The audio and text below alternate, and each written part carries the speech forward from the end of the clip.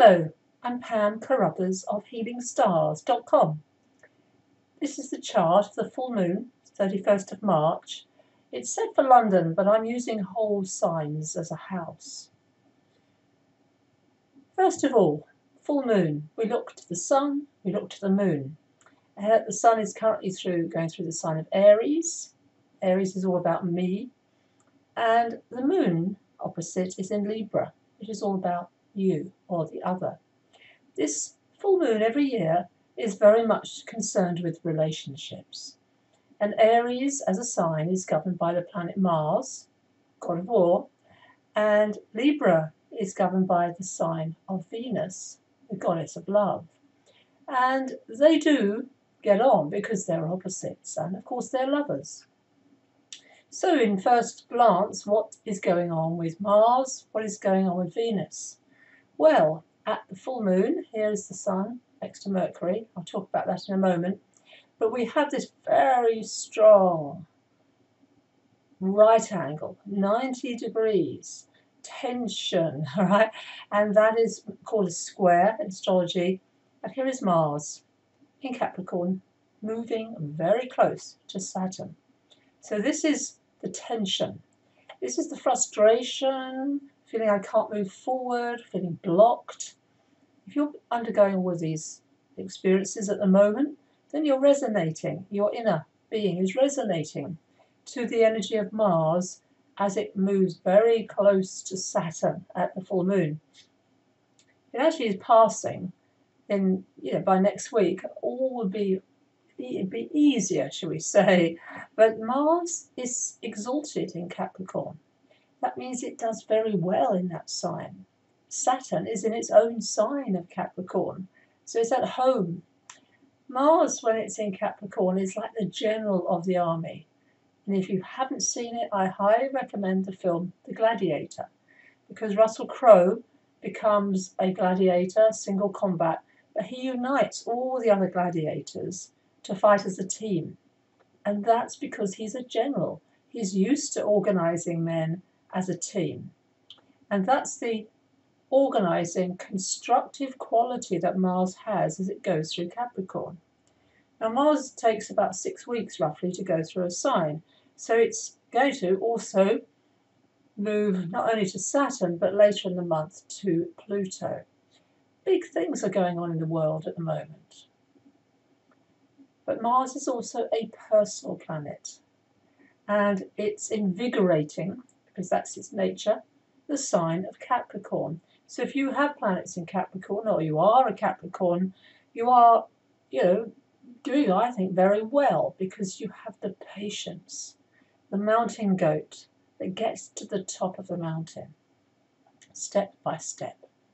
And it's very flexible, that mountain goat. If you've ever seen a goat, and I have, actually climbing up a very steep hill at a full moon, as it happens.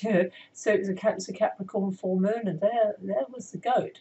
Now, the goat is also getting the juiciest of leaves by doing that. So the prize is there. And Capricorn is also the 10th sign of the zodiac, status. So we've all of us being asked at the moment to look at the sun in our birth chart, where it's going through the sign of Aries, which is where the fire sign, so where we initiate, where we're the pioneer, we start new things. Aries is connected to the first house of a birth chart, which is birth itself. So the question at the full moon is, what are you ready to give birth to? Now, Venus is exciting at the moment, because Venus has only just passed by Uranus. That exact conjunction is on the 29th. But Venus, early hours of Saturday the 31st, it's 5:53 British summer time. All right, it will go into its own sign of Taurus. But that's extremely good news, because Venus and Mars are now both happy in the signs that they are currently going to go through. They're also earth signs. Taurus and Capricorn are earth signs. So we will get a very nice trine of those two planets. But that is, again, Venus is a personal planet. It's close to the sun. So it's how we love ourselves. And Taurus is the physical. Venus in Taurus is Aphrodite, the goddess of love, the most beautiful goddess of all. And Venus is inspiring all of us at this time, for about 3 weeks, to beautify our world. Now that can be having a makeover, buying a new outfit, men or women both. Perfume is Venus in Taurus, flowers, beautiful springtime flowers that we're having in the Northern Hemisphere. So to bring that energy into your life, your daily life. So what you're looking at is beautiful, gives you pleasure. The other very important planet at this time is Mercury. Again, Mercury is a personal planet. It's close to the sun.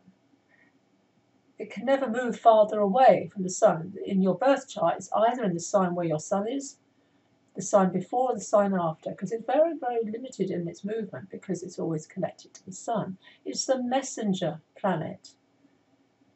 It brings us messages.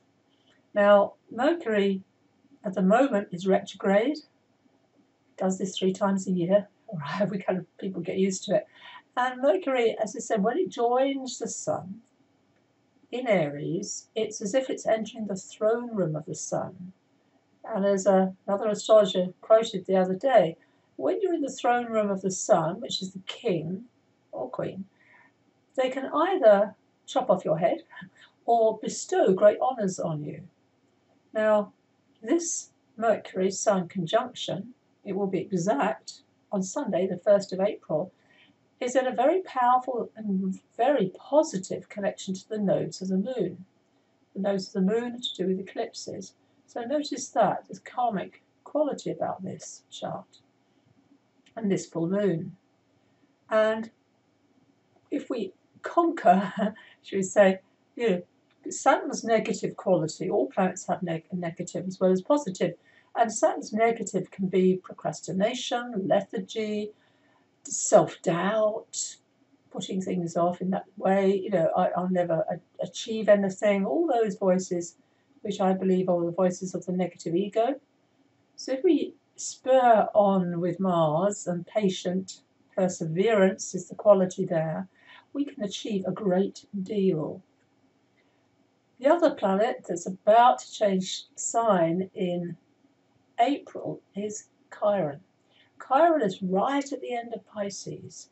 Now, it's been in Pisces for a long time. It's always a slow progress through that particular sign of the zodiac. And most people born in the 60s, you'll have Chiron in Pisces. Well, that's all about to change, because Chiron, later in the month, is about to change sign into Aries. Now, it will only be a brief visit. Planets tend to do this. They move sign and then they kind of retrograde, go back and have a final burst of energy in the sign before.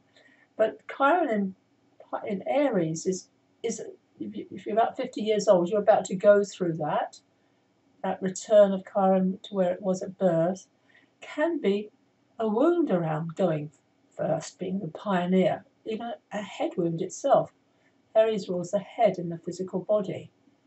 But also, I say always, I believe Chiron is the wound, where we're wounded, but where we can heal others, and where we can actually heal ourselves, especially after the age of 50. We become the healer, if that is your desire. Not everyone wants to do that, of course. So that's your brief summary of the full moon. Enjoy the Sun-Mercury conjunction on Sunday. I'm slowing myself down because it is a time to tune in, to meditate, to hear what are the messages coming to you. Do you have friends? Do you have allies who endorse you, who go, yes, go for it? Or do you have people around you who actually doubt what you're doing? Now, this can be constructive, but it also can be very negative. So I'm encouraging you to tune in to the springtime energy of Aries and the beauty of Venus in Taurus, and the wonderful Mars, which can achieve so much in its exaltation of Capricorn. Thank you for watching. Pam Carruthers of HealingStars.com, and check out my website. I'm going to be launching a new course called The Planets Within. It's a wonderful course. I've taught it many times, and it is very good for beginners and experienced astrologers alike because I use guided meditation as well as the mythology, the movies, an all-round experience of each planet. My website is HealingStars.com, and thank you for watching.